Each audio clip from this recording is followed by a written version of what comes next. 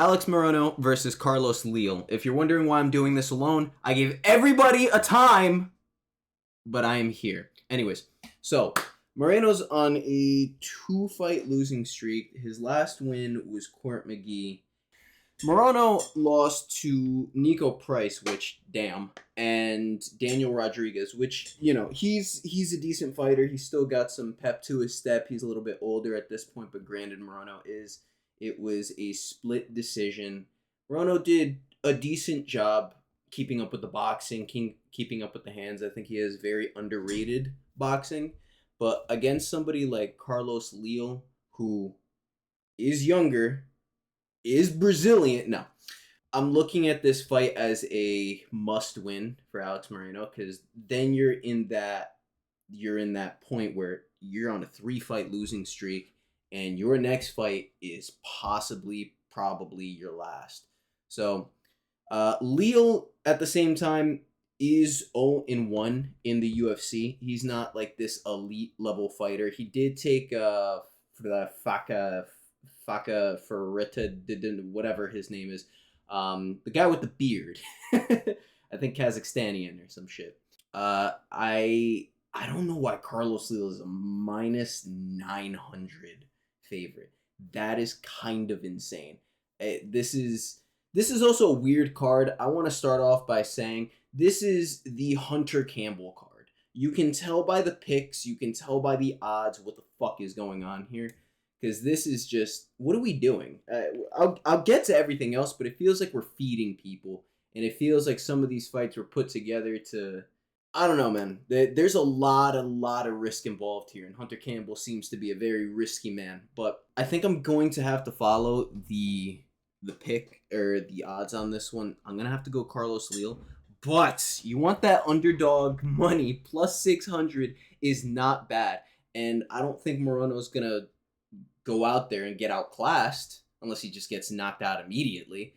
But I don't really see that happening. So, moving on, we got Bruno Ferreira versus Armen Petrosyan. Armen Petrosyan was on the opposite end of a Mortal Kombat's Tekken Street Fighter combination by Sharipov, who also just lost MVP. Besides the point, way too soon to come back for Petrosyan. Way too fucking soon. You got knocked out. Not cold, man, but that was concussive. And against a guy like Bruno Ferreira, who, let's be real here, he's not elite. He also just lost, he just lost to Magomedov. Whatever. Either way. Ferreira, I know, this all sounds super untechnical. It's like, how can I trust this guy's opinion? Just trust. I'm going Bruno Ferreira on this one. This is what I mean about the odds are very weird because, again, while they are both coming off losses, second fight of fighters coming off losses, I think Bruno Ferreira can find that chin. I know Armen Petrosyan is a decent kickboxer by all means, but he also sounded very diluted after his loss to Magomed Sharipov. Can't remember. Let me look this up. Let me act like kind of a journalist. Petrosyan. Do I just put delusional at the end? Or do I just try to find the news? Either way, the point being, he was making these excuses and it was a lucky punch. Yeah, it was a lucky punch. The double. It wasn't lucky, dude. I can almost promise you that Magomed Sharipov has practiced that. Kind of like how DJ practiced the flying armbar. It's just something that sometimes people practice. So it wasn't a lucky punch, and having that mindset where he's still probably thinking about that just seems very. I'm gonna have to go Bruno Ferreira on this one. It's not a lock. It's not a super confident pick, and I know he's an underdog, but I think it's too soon for Petrosyan to come back. We got Joshua Van and Rai Tatsuru. Today, Junior. Tatsuruya. We'll go with that. So Joshua Van, why do I feel like he just fought? Like it really feels like he just fought. I need to look at this. He fought December 7th, 2024. Yes, against Cody Durden. It feels so recent. He's back again, keeping himself active. His fight before that I believe, yeah, July, which he did lose to what was his name? Charles Johnson, which my energy. Yeah, okay. Either way, Joshua Van is a promising contender, but he's going up against the undefeated Rai Tatsuro. I can't. Whatever. Pronouncing his name is not important. Javs would be arguing me right now about the rise of Japan, but I don't know what it is, man. It's not like the Japanese aren't extremely talented. It's not like they can't put it together. They're clearly very smart people. I mean, look at their test scores. But uh I don't know what it is that they're lacking to get to that championship caliber in the men's division. We have Wei Li. She's Chinese. No disrespect. She's Chinese, but Asian fighters in general, it's almost like they have this weird ceiling of like inside the top 10, maybe contending for a belt like the Korean Zombie, but they're not up there yet. They're not up there yet, and I really wonder what it's going to take for them to be pushed into that upper echelon of just championship mentality, producing it. Because you look at their wrestling team. Oh my god, the raving, the applauses that the Japanese get for their wrestling style. They're so quick, they're so mobile, they're flexible. They can get in on a leg and they just chain wrestle. They're going for that takedown. And Tatsuro isn't one of those people, but he could definitely stand to work on his grappling, go train with the Olympians out there, and keep building yourself. You're young, you're undefeated. You might even stay undefeated after this. We're gonna have to see. But I would play it a little safe and go with Joshua Van, but Ray is not a bad pick. Next up, we have Curtis Blades and Rizvan Kuniev. Oh, what can we say about this one? Another example of Hunter Campbell put this shit together. This man, Rizvan Kuniev, how many times has he popped? He is known as the popper because not because of his belly, not because of that big old belly, but he is known as the popper because what, 3 times he's looking for a fourth. He's looking for a ring on each finger of testing positive for PEDs. Curtis Blades' chin is probably completely gone. I'm going to be very real with you. This man got dropped by a jab by Tom Aspinall. He's so good. He reminds me of Corey Anderson, where if he can find a way to protect that chin, man, Sean Strickland, protect your chin, you can still be an elite level fighter. You can still go out there and show that you are top 5. And I don't know if he'll ever get a title shot again, but if they're putting you against somebody making their fucking debut, I don't think they expect you to get back to a title shot. I don't think they really want you in the top 5 anymore, and they're using you as a stepping stone. And yeah, I'm gonna have to go with Rizvan. Granted, his cardio is dog shit, on or off the peds. It doesn't matter. So Curtis has a very good chance of winning, based on dragging this shit into deep water, making Rizvan work, getting him into that second, third round, getting those UFC jitters to really work against him, gas him out, TKO on the ground is probably what might happen. But if you want money, we're hoping for Rizvan Kuniev. Next up, King Green versus Mauricio Ruffy. Again, another fighter being fed right here. We all see it. I'm not calling him King Green, Bobby Green. You can't lose. Like, I was so on this man's side until he changed his name to King. I was all about Jaylin Turner's a bitch, which he's fighting on this card, and he still is. But that's a different story. What is there really here to say? Mauricio Ruffy's gonna take this one, and I think he's gonna put a kind of a beating on Green. I think he's gonna hit him once on the chin, and if if Bobby doesn't fall and still conscious, I see this being a knockout. in pretty spectacular fashion, if I'm not gonna lie. Next up, we have Amanda Lemos versus Yasmin or Isman Lucendo. Another one where this is kind of a pick'em.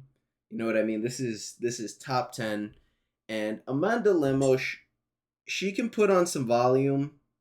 And watching Yasmin's last fight, I'm gonna call her Lucendo because I do not know. She beat Rodriguez Kovacevic. She's on a like what, like 3 4 fight win streak, and she looked decent. It was a split decision. I wasn't floored. Like it, decent performance. Not convinced she could ever win a title unless Shevchenko retires. Grasso maybe gets it. That might be a competitive fight because levels to this. They're all a couple levels still below Shevchenko. Besides Grasso, Lemos is getting up there in age. I don't see her. I don't see her getting to a title shot. I don't see. I mean, she lost her last fight to who's that movie actor's name from Grown Ups? You guys know what I'll put it on screen. I'm sorry, I'm being so rude. Her most notable win is that she beat Dern, and her most notable loss is that she lost to Whaley. This is too close for me to make a comfortable pick, especially on a bet, just because you don't know what you're gonna get with these women. You really don't. So I would personally skip it, but if I had to make a pick, I'm gonna go Lucendo. Next up, Jaylin Turner versus Ignacio Bahamondes. Now, if I'm gonna, say shit about Jaylin Turner for being this super tall guy fighting in the 155-pound division, but not say shit about Ignacio Bahamondes, I would be pretty hypocritical. So this is a battle of the big boys, 6'3" versus 6'3". Why you guys are fighting at 155 is the actual conversation we need to have here. Stop being bitches. Move the fuck up. Jaylin Turner, we've seen you next to Hamza. You're basically the same fucking size. Like, embarrassing, dude. What are we doing? What is this extreme weight cut? This sanctioned fucking cheating that everybody's so fucking okay with. If you're really a fighter, if you're really a dog, go out there and fucking prove it instead of cutting down to as small of a weight as you can to try to get a win. And you see that backfiring on at least Jaylin Turner's end with his losses to Dan Hooker and Hanato Moicano. Dude thought he was tough with a fucking trying to get a walk-off KO. Good job, buddy. Ignacio Bahamondes. Kid's young. Kid looks good. Riding off a win. He is the favorite. I would go with Ignacio on this one just because I think he's gonna find that chin with a left high kick, or even when the left high kick comes down, just jabbing him in the face with that left, kicking out his legs. Definitely gonna be a lot of leg kicks if Ignacio is gonna go with a the least resistance. The path to victory is with the leg kicks, throwing as many kicks as possible. Keeping this other long fucking dude who does have a longer reach than you at a far away enough distance. Anytime that you guys come in, you want to put your hands up and you want to go for some elbows, but I'm not going to talk like I'm a fucking legitimate coach. Either way, I'm going to go with Ignacio Bahamondes on this one. I mean, it's not just because of the Jaylin Turner hate, but co-main event, Justin Gaethje, Rafael Fiziev. Now, this one... Listen, Justin Gaethje is an underdog right now. So if I'm going to be honest, maybe go put some money on that. It'd probably be... Can I say safe? No. But he did beat Rafael Fiziev last time. He really didn't take damage. He also got his first takedown. Let's be real about that. Fiziev has been super inactive. And his last fight was Justin Gaethje.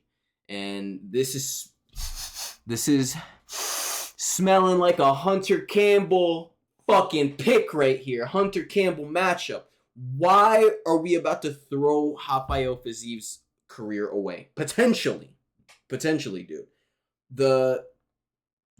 I just don't understand why this fight got made. It's not like it's not going to be good, but from a point of view of where do you take Fiziev if he loses to Gaethje next? Because Gaethje's borderline 1 foot out the door, man. He's talking about going back to his old World Series of fighting style, just being more aggressive, more persistent. Cool. Gonna shorten his career even more. Probably gonna take another fight out of him.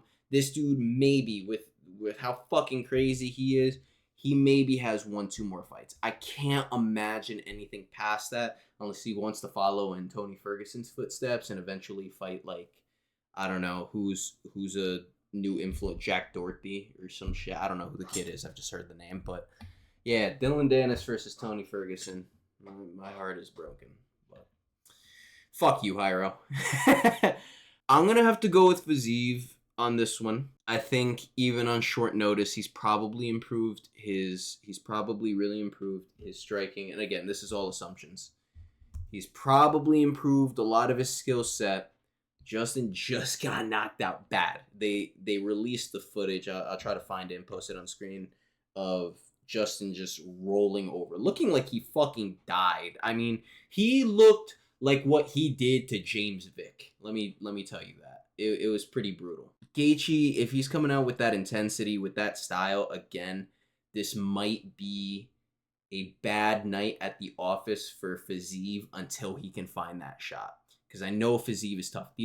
They're so tough, and Fiziev's going to look to counter that leg kick. He trains out there in Thailand. He's going to be able to deal with the leg kick, throw some of his own, and it's just going to be a leg kicking masterclass from these guys. They're going to see some boasting. They'll throw to the body. Someone's going to look for a head kick, probably Justin, thinking he can knock him out like he did Dustin. Sorry for my Dr. Seuss rhymes. I am going to bet against the chins, same way that I'm not betting on Curtis. I can't bet on Gaethje's chin now. He's been through so many wars. He's very tough, and he is Mexican, in case you guys didn't know that. He is Mexican, so that chin might not be completely gone, but I can't put my money behind that, so I'm going with Fiziev on this one. And finally, we have Chamaman versus Dagestan. I was riding with Ankalaev. Now, I want Pereira to win. Let me get that straight. I want Pereira to win. But Ankalaev, he's got the wrestling.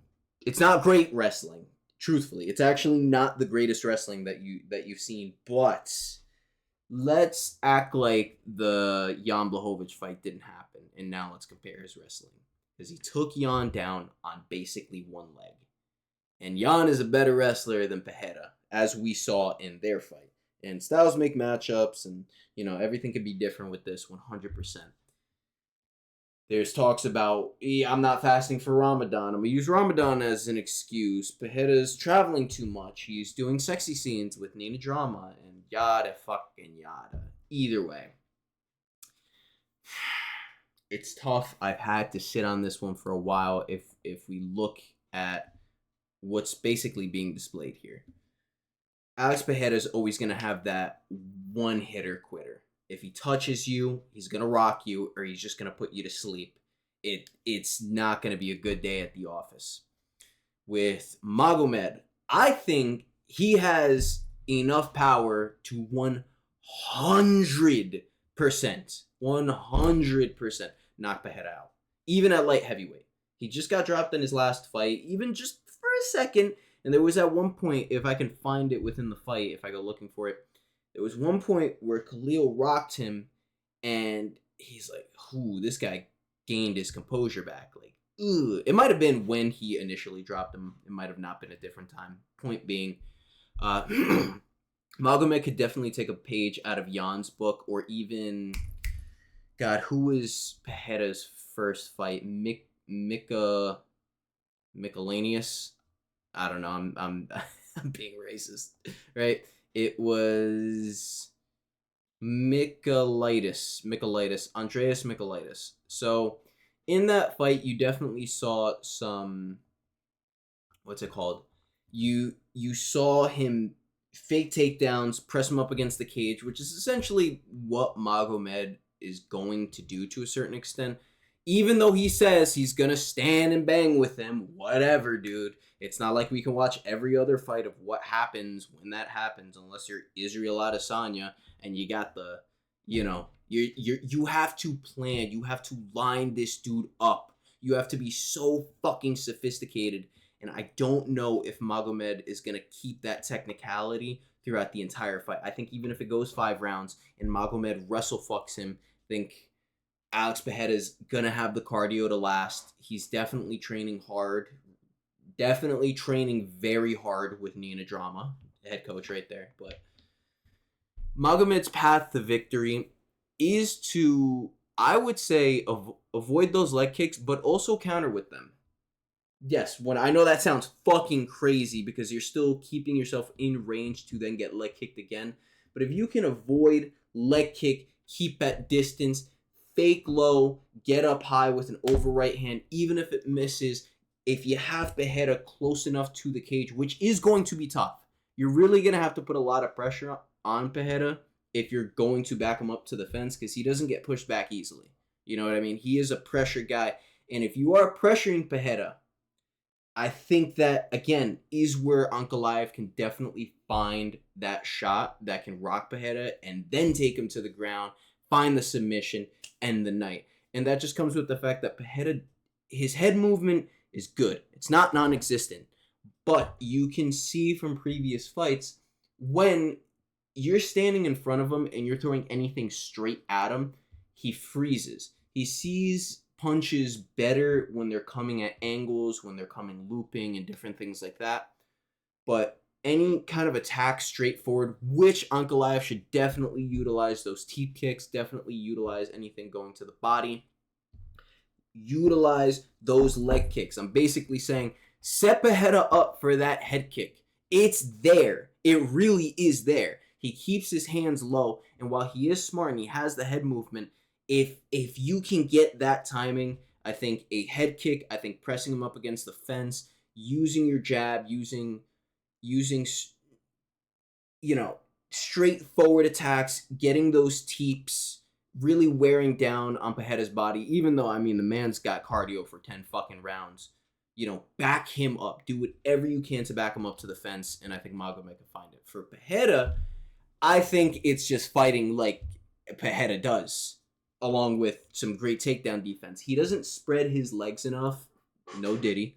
But he doesn't spread his legs enough on the sprawls or even up against the fence. He doesn't really turn his hips and try to get those hands out from under his butt. He's always more so concerned with the upper body and moving their head positioning, which is still good. But for somebody as strong as Ankalaev, if he can lock his hands under your ass, he just needs to pull your legs. Again, as I said, Pereira doesn't spread his legs enough in order to defend against the takedown that is as strong as Ankalaev's.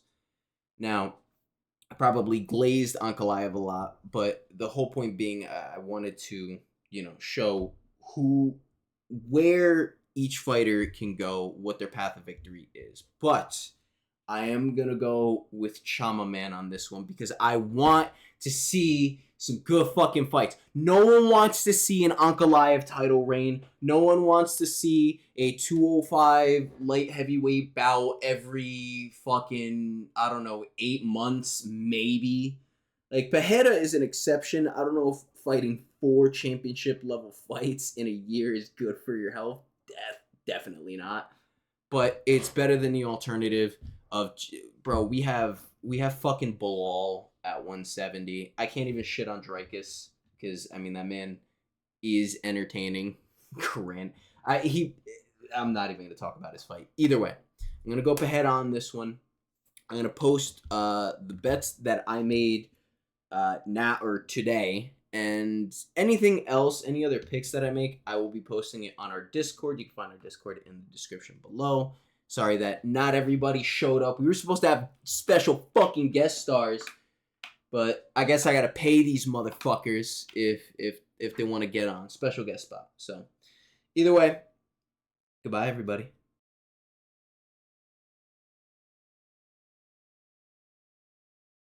What a fucking bum.